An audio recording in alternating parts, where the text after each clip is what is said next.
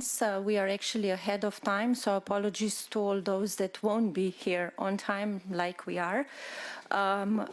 Very welcome at the press conference following the first ever European Union-Armenia Partnership Council. High Representative Vice President Federica Mogherini and Foreign Minister of Republic of Armenia Zorab Mnatsaskanian will say a few words, and I think we will have time for one or two questions. Thank you very much. Thank you. First of all, let me say how pleased I am to receive you, Mr. Minister, together with your delegation for the first ever, I hope, first of many, EU-Armenia Partnership Council. We had a very good and intense session, extremely productive. We started very early this morning and managed to be even on time. Extremely productive and extremely positive. Relations between the European Union and Armenia have gone from strength to strength in recent weeks and months.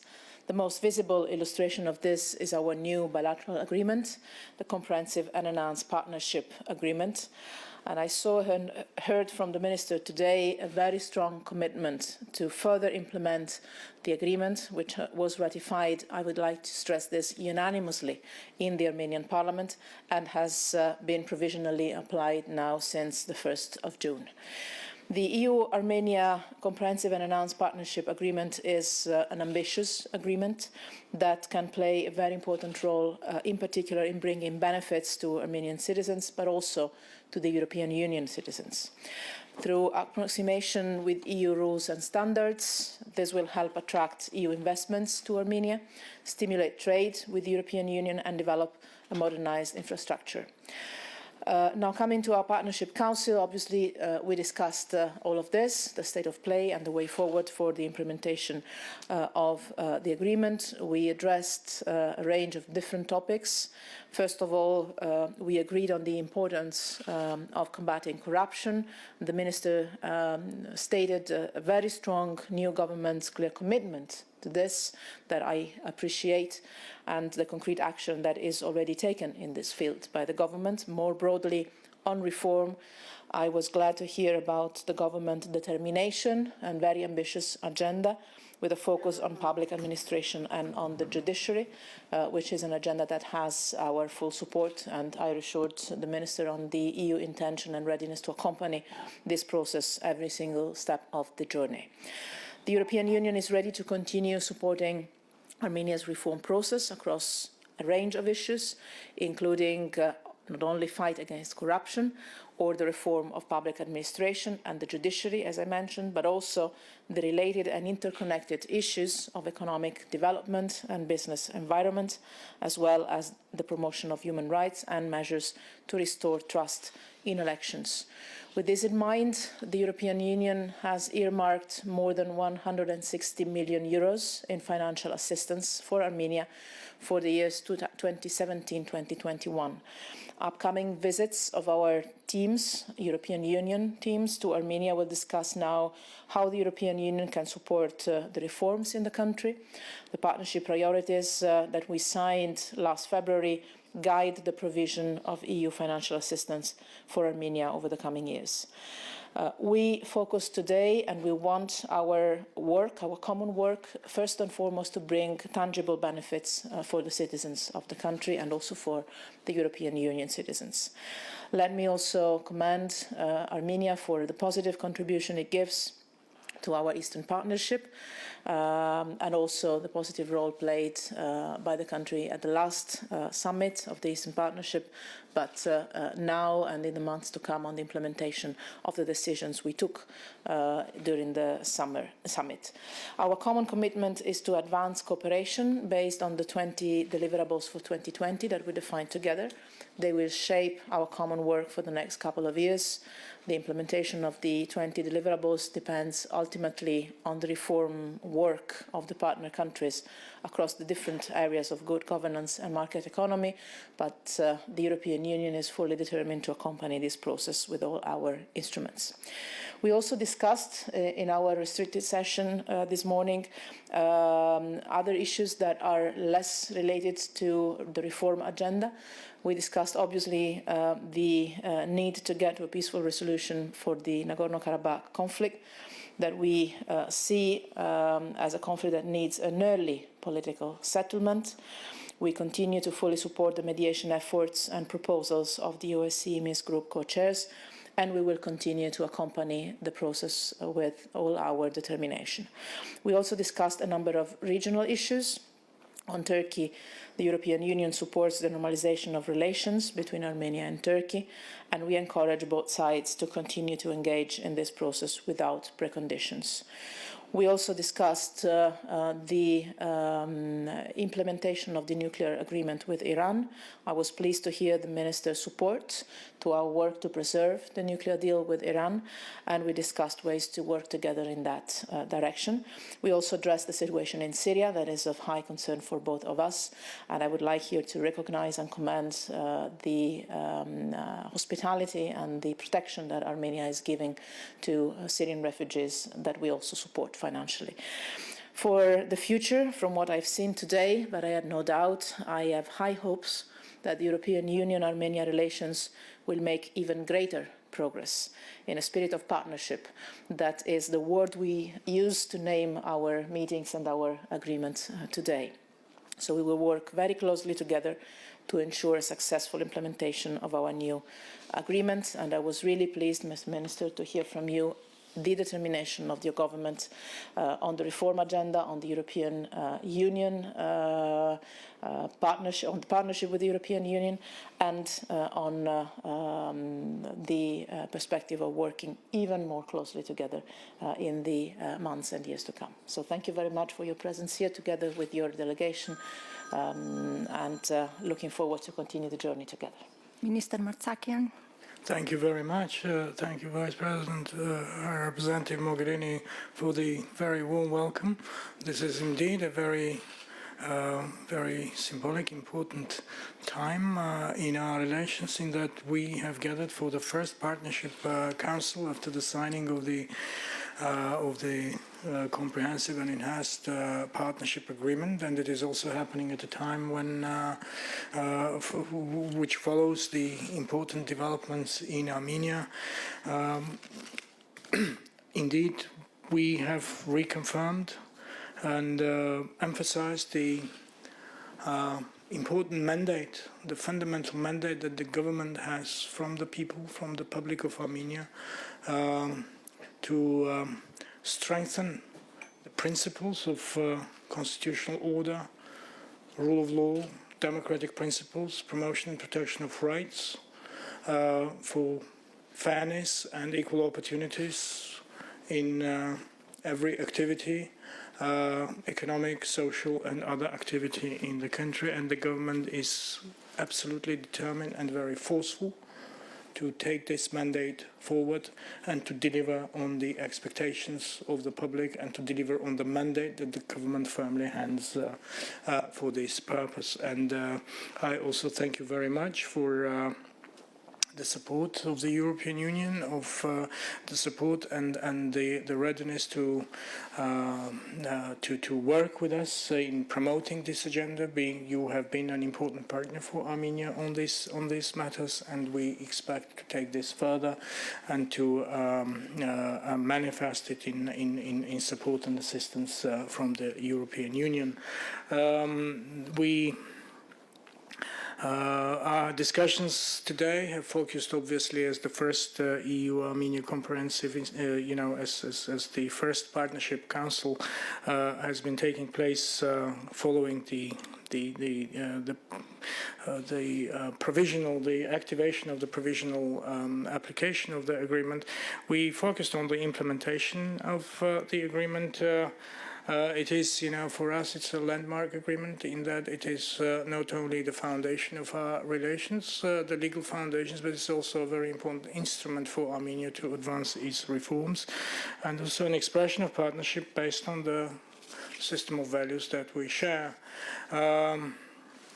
We focused on specific aspects of the implementation of the SAPA, on its sectoral partnership in such fields as trade, energy, transport, communications, and others. We have talked about the elaboration of a roadmap for the implementation of the SEPA. I just already mentioned that the SEPA has this phase of provisional application following the ratification of the agreement in the Armenian Parliament. So we do look forward and encourage all our partners, member states of the European Union, to accelerate the process of ratification in their parliaments. We have discussed the partnership priorities, EU-Armenia partnership priorities. It is another significant document that regulates and guides our cooperation. We also informed our partners in the European Union that we have been re-establishing the Interagency Commission, which is tasked to coordinate and monitor the implementation of the SEPA in our activities, in our work domestically. We stressed our commitment to actively interact with the Eastern Partnership within the Eastern Partnership framework. We attach importance to the Eastern Partnership 20 deliverables for 2020. We have exchanged information on the steps that have been already implemented in this regard. It is our conviction that this targeted action can contribute to the promotion of regional coherence, cooperation and dialogue between the EU and the Eastern neighbours and amongst the partners themselves. We also exchanged views on launching the visa liberalisation dialogue. It is an important commitment from the Riga summit on the Eastern Partnership. We are taking steps on our side to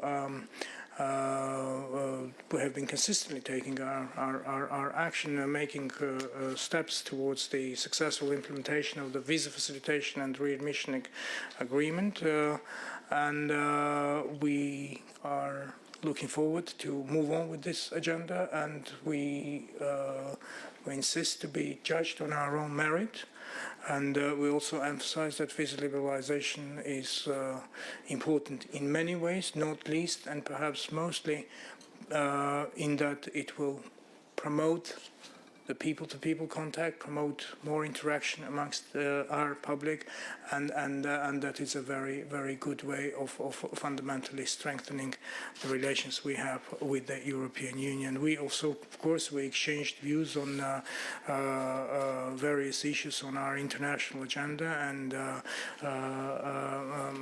the High Representative, Madam Mogherini, has already underlined the areas in which we have strong cooperation, and we share views and we work together on various issues of the global agenda. And amongst those, we have, of course, discussed the issue of Syria, the Iran nuclear deal, and amongst other things, we also, of course, discussed the Nagorno-Karabakh conflict. We have reiterated the position of the government on this, its strong commitment to the peaceful settlement of the conflict. Within the internationally agreed format of the OSCE Minsk Group co-chairmanship, I have once again underlined the emphasis we put on promoting an environment conducive to peace, and also we do rely on our partners in the European Union, amongst its member states, to make their contribution to such an environment which is conducive to peace, and to take such actions which do not work in the opposite direction. In this context, I would want to welcome and express our deep appreciation for the very consistent and strong support of the European Union to this process, the peaceful process within the OSCE Minsk Group co-chairmanship. I would like to thank you very much for the hospitality and hosting us today, for organizing the first council meeting We have an excellent agenda together, and this was the first meeting we had today. We had an opportunity to meet briefly in New York when you were visiting and attending an important Security Council meeting, but this is the first time I have the opportunity in this new capacity to meet you, and I really thank you very much. I feel very comfortable and very confident, and thank you very much for all that friendship and partnership that you have been sharing, and you have been so generous to give. So once again, I look forward to continued work, continued cooperation, and continued engagement with you. We have an interesting and important agenda, whether it concerns our relations between Armenia, European Union, its member states, or whether it concerns the global agenda. The way in which we have managed to conduct this meeting, we finished our work much earlier, and this is an indication that we can work very productively and very constructively and efficiently, and I want this spirit to be sustained, and I think we have excellent work to do together. Thank you very much. Thank you very much. We have time for one or two questions, if there are any. Ricard. Thank you. Ricard Josiek, Radio Free Europe. A question for Madame Mogherini. There was talk a bit about the visas. So when do you think the visa liberalization action plan can be presented to Armenia? Will it still be this year during your mandate? And from then on, I know that you don't like crystal balls and stuff like that, but when can we look at a similar situation, a visa lib situation for Armenia, similar to that of Georgia, Ukraine, and Moldova? We discussed the launching of visa liberalization dialogue during our council, and I know how important this is for not only the government but for the citizens of the country, and I understand it fully. As you know very well, we have two different steps, somehow, two different phases. Today we discussed about the implementation of the visa facilitation and readmission agreements that we have in place. As you know, this is somehow a technical requirement to move forward to the next step. So this was, I think, a good and useful exercise we did today in the presence of all the member states that join us as always for our council meetings. And that technical precondition then could lead to start a visa liberalization dialogue with visa-free regime as a final goal. That is a decision in the hands of the Council that requires a Council decision. As you know, it's a question to be put more to Member States than to myself. What I can say is that, again, the visa facilitation and readmission agreements with Armenia is being implemented well. There are always margins for improvement. We discussed them today. And overall, I think this is a positive area for our cooperation. One more question and then we conclude.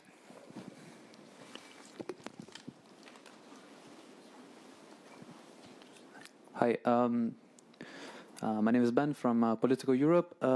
Question on the financial support. I believe you outlined 160 million for the upcoming period, which seems to be which seems to be a modest increase on the previous 120 million since 2014. What does it signal for future relationship between Armenia and the EU? Because the advances seem to be quite modest in its scope.